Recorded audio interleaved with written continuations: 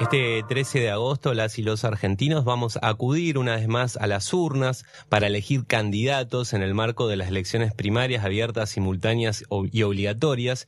Y hoy nosotros tenemos la posibilidad de conversar con otro de los precandidatos. Él es economista, docente, fue legislador porteño, es militante político y hoy le toca ser el precandidato a presidente por Política Obrera, una fuerza de orientación de izquierda trotskista que no forma parte de la interna del Frente de Izquierda Unida. Estamos en comunicación con Marcelo Ramal, a quien saludamos. Marcelo, un gusto. Juan Iguarino te saluda desde Bahía Blanca. ¿Cómo estás?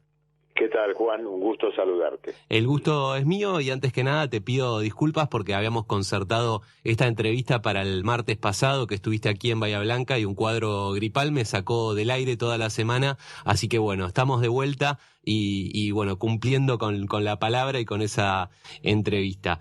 No hay problema. Bueno, muy amable. Marcelo, muchos seguramente te conocen, especialmente en la ciudad autónoma de Buenos Aires, quizá por ahí en provincia no tanto, pero preguntarte en primera instancia, ¿cómo te presentás? ¿Cómo comenzó tu militancia?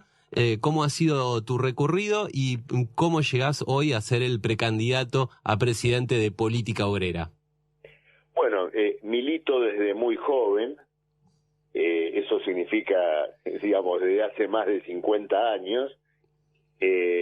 Primero, digamos, con algún paso por el peronismo, todavía, digamos, en los primeros años de la década del 70, y luego cuando entré en la universidad, ya, digamos, me adherí a la corriente en la cual milito ahora. Bueno, llevé adelante una militancia estudiantil, luego en el movimiento de derechos humanos, esa militancia se extendió acá en la Argentina durante todo el periodo de la dictadura también. Participé del movimiento estudiantil que en forma clandestina actuaba en las universidades bajo Videla y compañía. Sí. Bueno, después ya cuando el régimen democrático retornó en 1983, formé parte de la formación del Partido Obrero. Sí. Llevé también allí una extensa militancia. Fui diputado de la ciudad en 2 mandatos como parte del Frente de Izquierda. Bueno, luego en el 2019 me tocó ser parte de una importante crisis en el Partido Obrero, junto con Jorge Altamira y otro millar de militantes. Fuimos excluidos del partido por haber reclamado actuar como tendencia interna, lo cual no se nos permitió. Y bueno... Perdóname, pese a que la Carta Orgánica, vos corregime si me equivoco, la Carta Orgánica del Partido Obrero contempla esta posibilidad en caso de una disidencia de formar una tendencia. Sí, lo contempla y lo contempla, podríamos decir, la historia del socialismo. Sí. ¿En qué sentido? Toda corriente auténticamente socialista ha visto convivir tendencias que se expresaron públicamente. ¿Qué quiero decir con esto? Vamos a tomar solo un ejemplo. En el periódico de la socialdemocracia alemana, en los primeros años del siglo XX, Rosa Luxemburgo escribía sus columnas en el periódico en disidencia con la orientación de la mayoría de su dirección. Y esto formaba parte de la dinámica de lo que era el más grande partido obrero de esa época y probablemente de toda la historia. La limitación o lo mismo ocurría con la socialdemocracia rusa. Claro. La intención o la concepción de que un militante no podía expresar públicamente sus ideas o sus divergencias, digamos, en un partido y mucho más en un partido de izquierda, bueno, transforma al partido en una camarilla, en un grupo privado, Sí. de carácter, digamos, de ocultamiento de los debates. ¿Por qué cualquier trabajador o cualquier ciudadano no tendría derecho a saber qué discute políticamente un partido? Claro. Es absolutamente elemental, digamos, que así sea. Bueno, esto no existió, y a partir de esto, bueno, ya habiendo sido expulsados por la actual dirección del Partido Obrero, con Altamira, con muchos otros militantes, Sí. también en Bahía Blanca, con Emiliano Fabris y otros compañeros, Sí. pusimos en pie lo que hoy es Política Obrera. Y con mucho esfuerzo, bueno, construimos un partido nacional. Aclaro que Política Obrera era el nombre original del Partido Obrero en los años de la dictadura, de la clandestinidad, y bueno, retomamos ese nombre y constituimos el partido que hoy conquistó el derecho a poder disputar en una elección ya a nivel nacional. Es decir, nuestra boleta va a estar en todo el país. Así es. Y te quiero preguntar, Marcelo, yo recuerdo esa época, nunca me adentré en cuál era la disputa de fondo que generó que la conducción del Partido Obrero ustedes los termine expulsando, pero me acuerdo que estaba la acusación de filo kirchnerista, ¿verdad? Te quiero preguntar en qué disienten ustedes con esa conducción del PO, que hoy tiene como representante a Solano, y tengo entendido que también se mete, por lo menos en esta campaña, cierta contemplación de parte de ellos del liberalismo, cosa que ustedes rechazan, ¿verdad? Bueno, a ver, tomando las dos cosas que señalaste, primero Sí. sobre esta acusación de filo kirchnerismo, digamos, ¿dónde se originó? Digamos, tuvimos un debate muy importante, o el periodo en el cual se va a desenvolver esta crisis interior en el PO, fue el periodo del derrumbe del gobierno macrista, ¿no es cierto? Nosotros en ese momento consideramos que la agitación del partido y la del propio Frente de Izquierda debía dirigirse enérgicamente contra el gobierno de Macri. Entendiendo que, digamos, el desastre financiero, la fuga de capitales, el agravio que se estaba colocando sobre las masas, Sí. llevaban, digamos, a plantear una movilización política para terminar con el gobierno de Macri, que lo veíamos expresado en una consigna política: fuera Macri, Sí. que se convoca a una asamblea constituyente. Hasta en las canchas de fútbol en ese momento se expresaba. Sí, recuerdo. Con El hit cantos. del verano. El hit del verano. Exactamente, el hit del verano. Bueno, digamos, la línea que se oponía a eso era más o menos una línea ni macrismo ni kirchnerismo, ¿no? Uh-huh. Que era para nosotros, digamos, un abordaje electoral de la crisis y no político y movilizador. Claro. ¿Por qué? Porque lo que estaba planteado en aquel momento era impulsar una movilización política y una acción directa contra el gobierno, y no una consigna cuyo único valor iba a estar presente un año y medio después, es decir, cuando fueran las elecciones. Comprendo. Tal vez en el momento de las elecciones, bueno, uno se delimita políticamente de ese modo. Claro. El modo de delimitarse, incluso también del kirchnerismo, en aquel momento, era mostrar una acción osada y resuelta contra el gobierno de Macri. Uh-huh. Bueno, la acusación del kirchnerismo era completamente absurda. Coincido. Pero, digamos, fue, digamos, en ese momento un etiquetado frontal dirigido, ¿no es cierto?, a llevar adelante una acusación. Luego tuvimos también debates sobre la situación internacional. Ajá. La actual dirección del partido, impresionada con el ascenso de Bolsonaro, sí, consideraba que en América Latina la posibilidad de iniciativas de acción política de las masas y de grandes acontecimientos políticos protagonizados por los trabajadores estaba, digamos, fuera del radio político. Bueno, este planteo, también desafortunado, terminó desmentido en octubre del 2019 con la gran rebelión de Chile. Coincido. Que de hecho terminó con el gobierno de Piñera. Entonces, bueno, ahora, todos estos debates podían haberse dado en el seno del propio Partido Obrero. Nosotros, en definitiva, lo que reclamamos era el derecho a poder expresar estas posiciones políticas y de un modo público. No hacerlo de este modo colocaba, en este caso, un partido de izquierda a la derecha, digamos, de, supongamos, al radicalismo. Claro.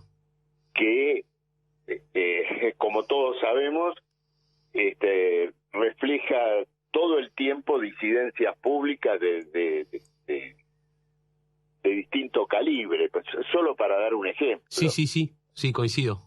Entonces, bueno, en estas condiciones se dio nuestra expulsión, y empezamos a trabajar, digamos, muy firmemente para reorganizar el partido. Creo que, en definitiva, lo que se puso de manifiesto en aquel momento fue una impronta conservadora, estrecha, por parte de esta dirección, que luego se verificó o tuvo manifestaciones muy poderosas en el periodo posterior, con digamos, lo que para nosotros ha sido una adaptación a el juego parlamentario, y en general una falta de orientación y de estatura política frente a la gran crisis nacional. Comprendo. Y en relación al debate por la afinidad o no de un partido trotskista con el liberalismo. Bueno, a ver, sobre este punto es interesante, por supuesto, lo que lo preguntas, porque en distintas expresiones, en distintas manifestaciones hemos visto en la actual dirección del Partido Obrero un intento de, digamos, seducción del público volcado al liberalismo o al libertarianismo, ¿no es cierto?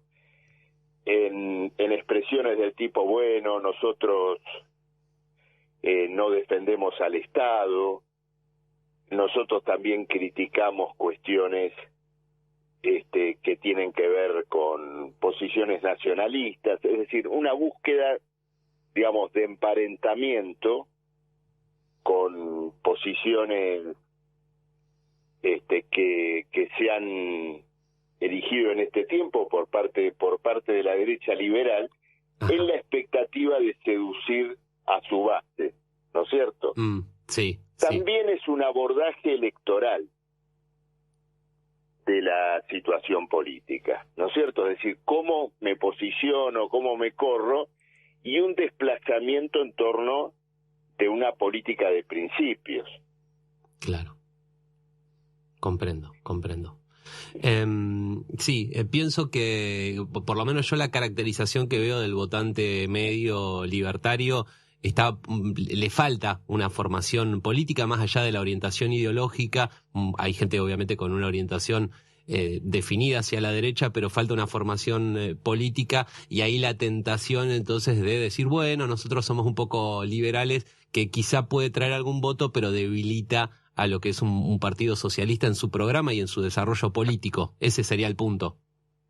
Claro, yo te voy a dar un ejemplo, digamos, sobre este problema. Nosotros, naturalmente, digamos, dicho en un sentido estratégico, histórico, rechazamos este Estado.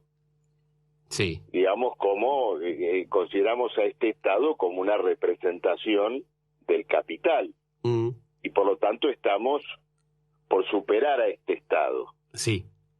En una perspectiva histórica superior, digamos, en la perspectiva histórica del comunismo, Sí. pensamos inclusive en la superación de toda forma estatal. Sí.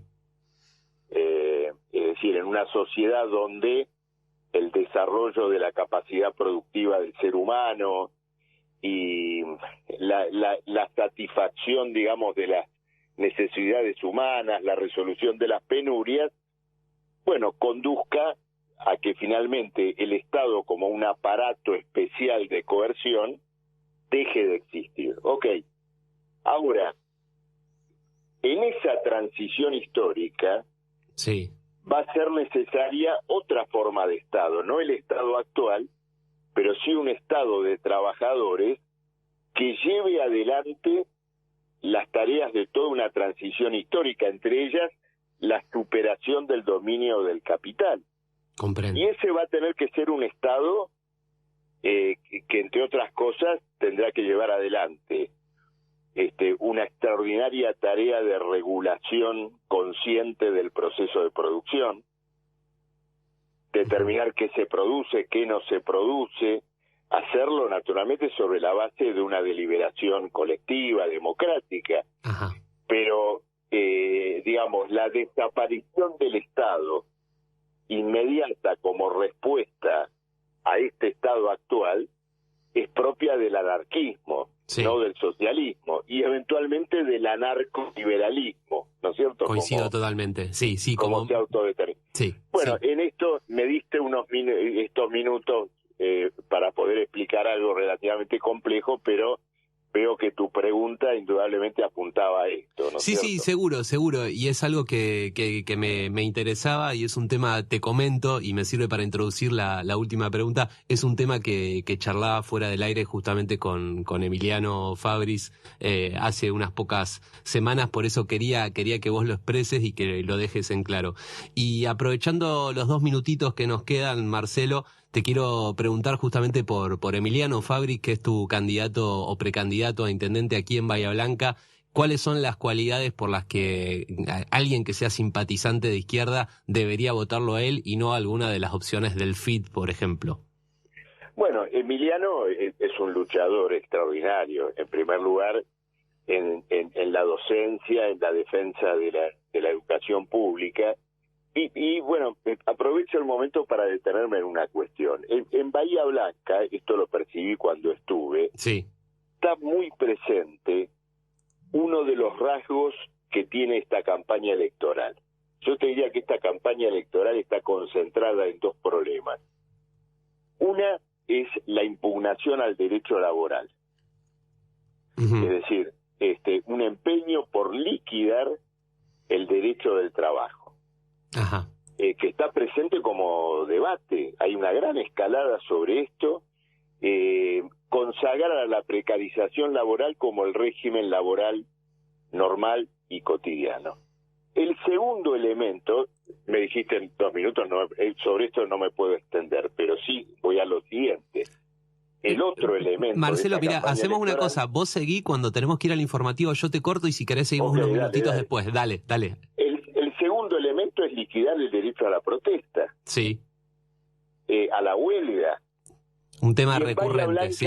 En Bahía Blanca esto está muy instalado a partir de esta idea o este movimiento de que la docencia debería ser declarada tarea esencial. Servicio esencial, sí. Es servicio, como si fuera un servicio, ¿no? Porque es claro. una calificación medio rara para la educación decir que Entonces, es un servicio. es la liquidación del derecho de huelga, ¿no es cierto? En primer lugar, entre los maestros. Bueno, Emiliano tomó muy fuertemente esto. Bueno, y yo considero que él debe ser votado, en primer lugar, como, digamos, expresión de una perspectiva genuinamente socialista en el marco de esta crisis nacional y mundial, en torno de las cuestiones que hoy defiende Política Obrera, pero tiene que ser personalmente votado como defensor y abanderado de este derecho esencial de todo trabajador, Bien. de un maestro, pero de todo trabajador, que es el derecho a expresarse, a movilizarse, a luchar. Nosotros estamos haciendo en Bahía una defensa muy intensa, ¿no es cierto?, de este principio democrático, que está siendo vulnerado en un conjunto de lugares del país. Sí. Quiero añadirte que al tema de Jujuy Sí. se agrega el gobernador salteño Sáenz, Claro. que hizo votar en la legislatura de Salta una ley también limitante del derecho a la protesta.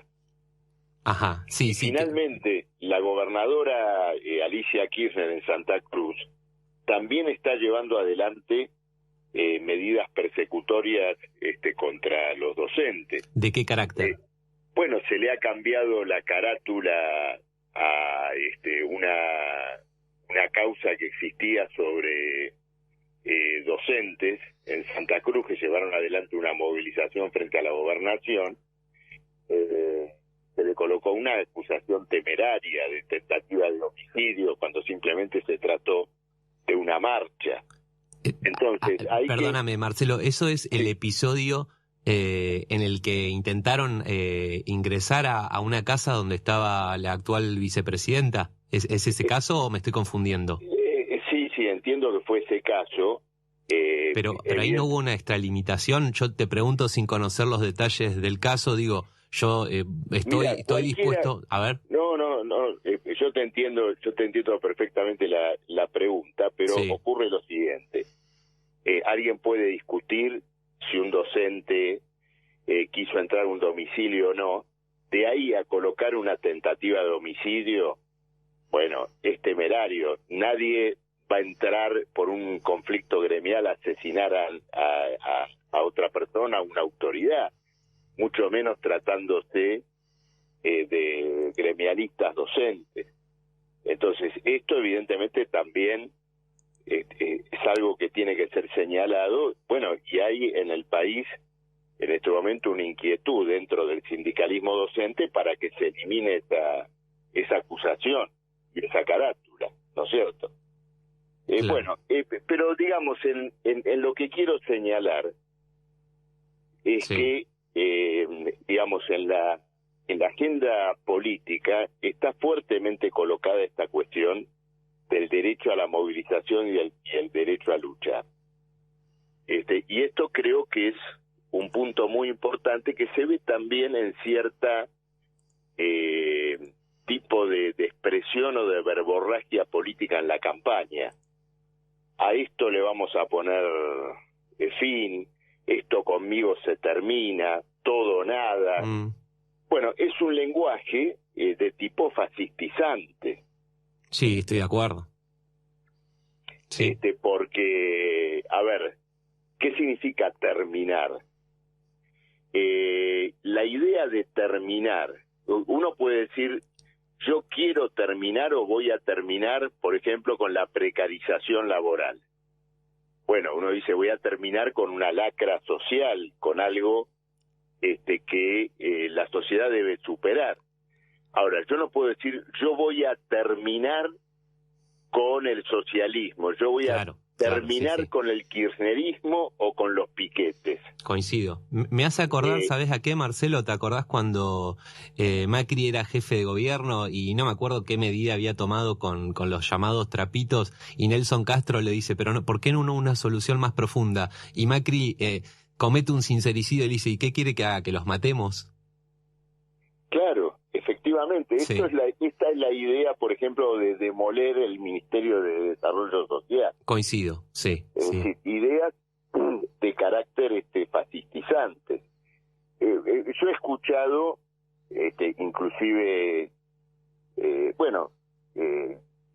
dirigentes de izquierda o gremialistas que ante esto señalan, bueno, antes de tratar de eliminar el derecho a la protesta, resolvamos las causas que llevan a la protesta. Claro. Bueno, esto que uno lo entiende y lo comparte. Ahora, yo iría un poco más lejos.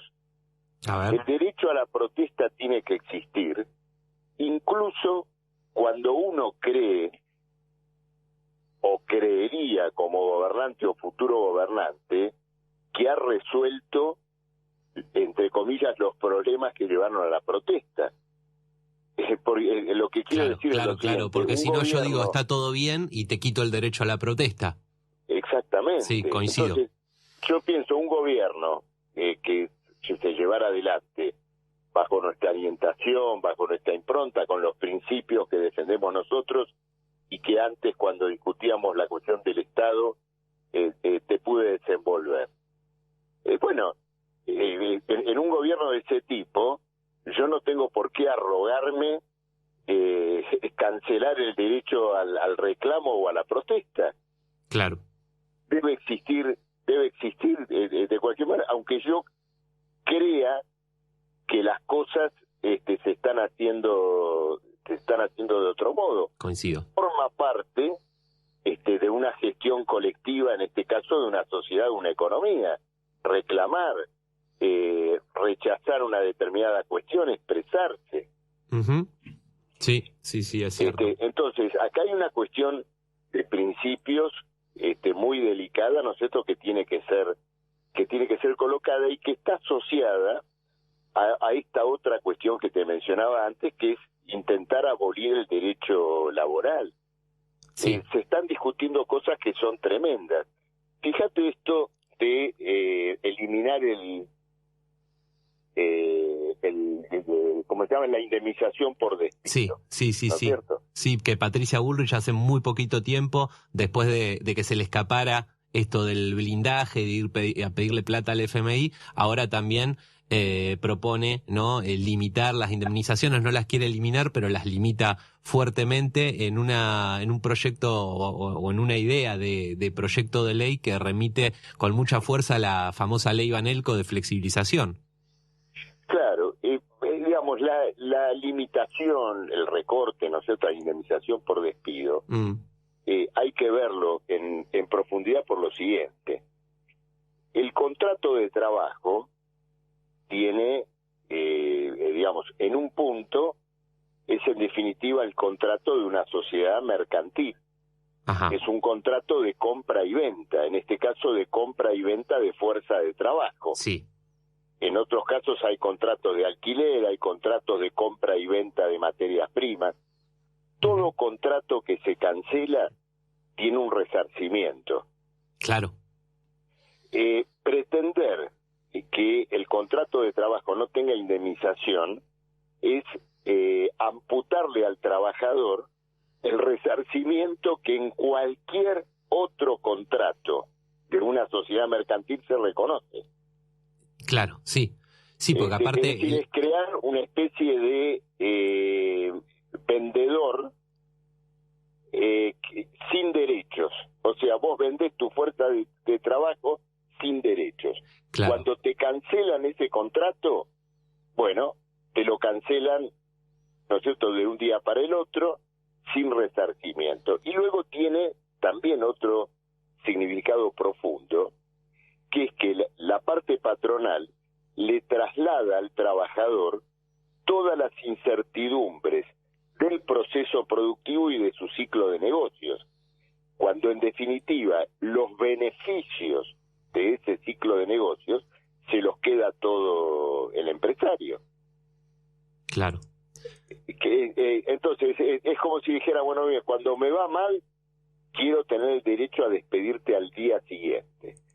Es una precariedad que luego se traslada también al puesto de trabajo, porque es el mismo mecanismo por el cual se dice, bueno, jornada flexible. Hoy trabajás 12 horas, mañana no.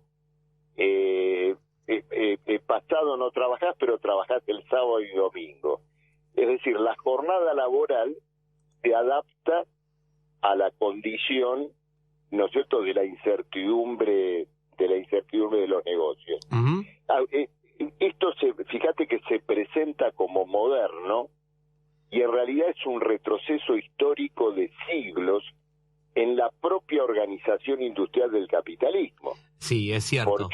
Porque la industria, antes de ser la industria moderna, empezó con el trabajo a destajo, uh-huh, ¿no? Sí. Es decir, te pago por lo que me haces.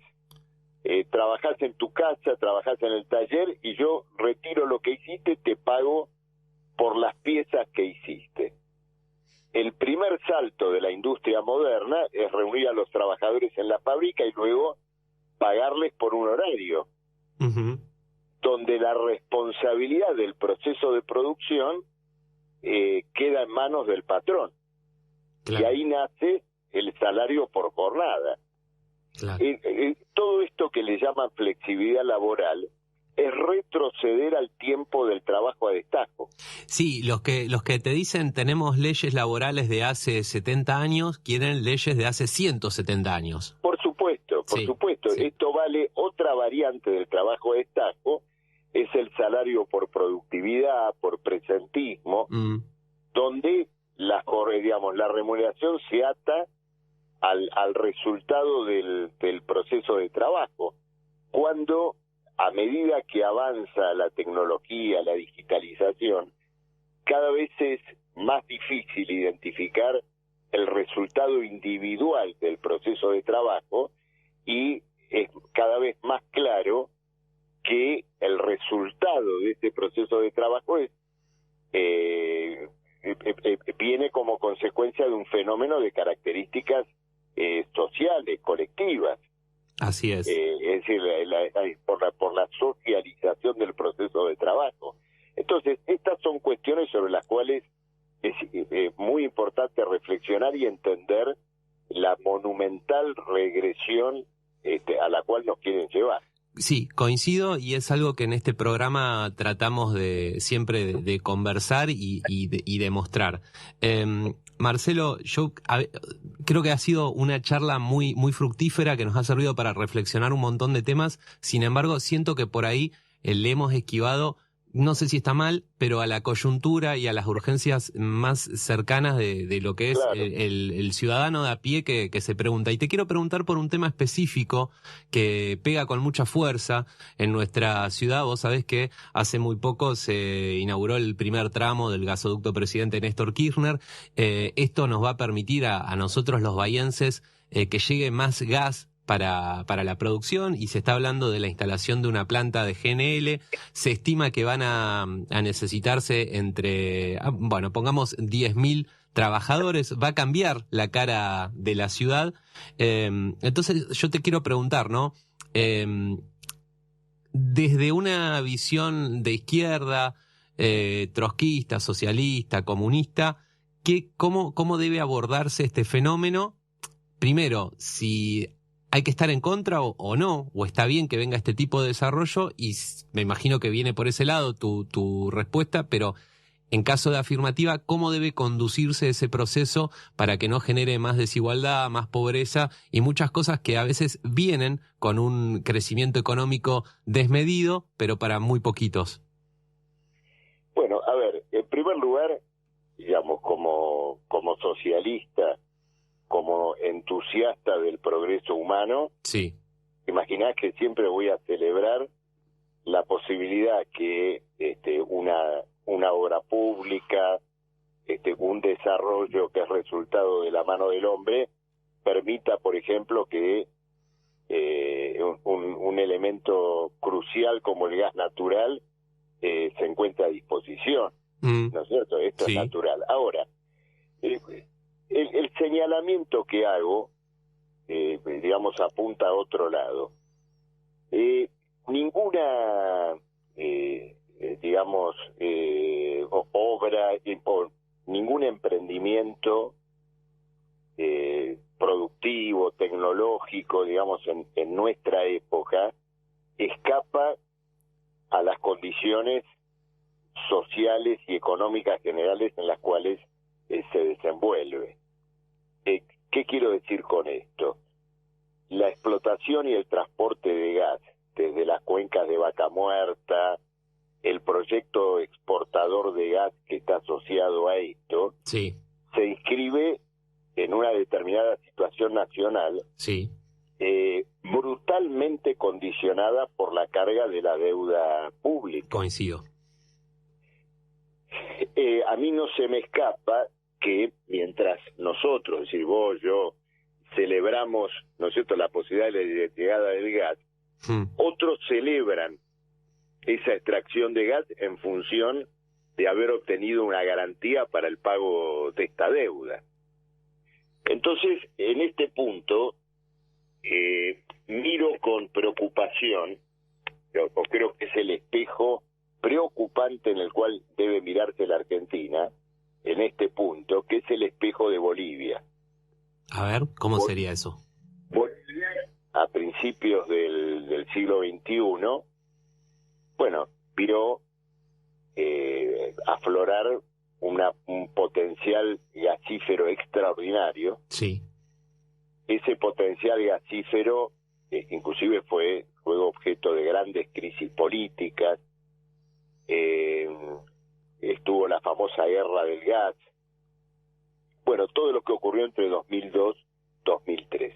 Sí. Entonces, en un momento, bueno, apareció Bolivia como la gran estrella exportadora de gas. Sí. Y la posibilidad, digamos, de una transformación social radical de Bolivia a partir de los ingresos del gas. Claro. Bueno, hoy Bolivia vive dos crisis graves, ¿no es cierto?, muy preocupantes. Una es que está en una crisis de deuda. Ajá. Desde 2010 hasta hoy sextuplicó su deuda pública. Ajá. ¿Y por qué lo hizo? Bueno, porque contaba con la garantía de las exportaciones de gas. Pero, es decir, se endeudaban sabiendo o pensando que iban a tener esas exportaciones con las que las iban a poder pagar. Exactamente, y los que le prestaban lo hacían, digamos, sobre la base de esa garantía de las reservas y exportaciones de gas. Pero el segundo gran problema de Bolivia es que se quedó sin gas. Sí.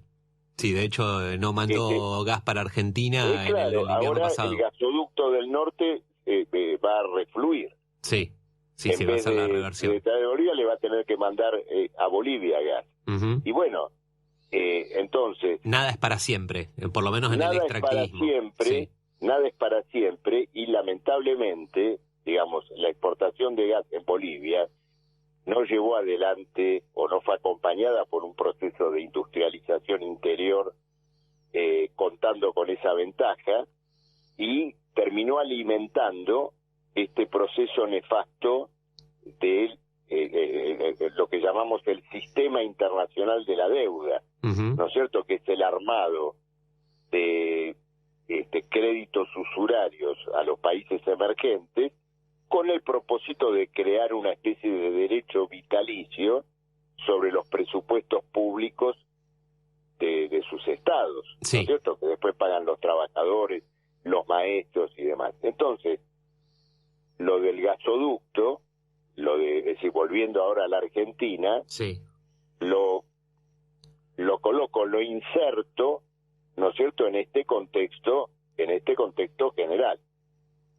Claro. Me parece importante, digamos, colocar este alerta y este señalamiento.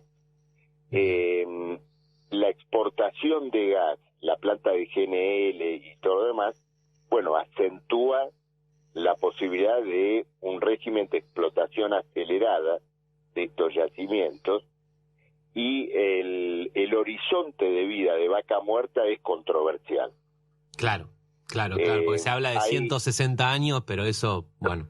Sí, pero son, en eso hay mucho digamos, de tirar cifras. ¿Por qué motivo? Porque cuando se piensa en el horizonte productivo hay que ver a qué costo.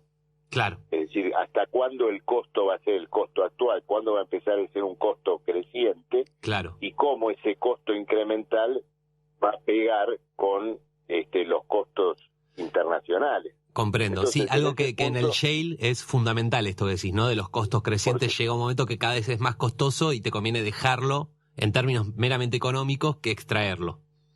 Por supuesto. Y luego están las cuestiones ambientales, bueno, que nos llevan, digamos, a un problema de otro orden, de otro debate que tal vez tengamos que hacer otro día. Bien, sobre te tomo la palabra. El equilibrio entre la sociedad humana y el planeta, ¿no es cierto? Ahora, vos te das cuenta que mi respuesta es, como te puedo decir, equilibrada.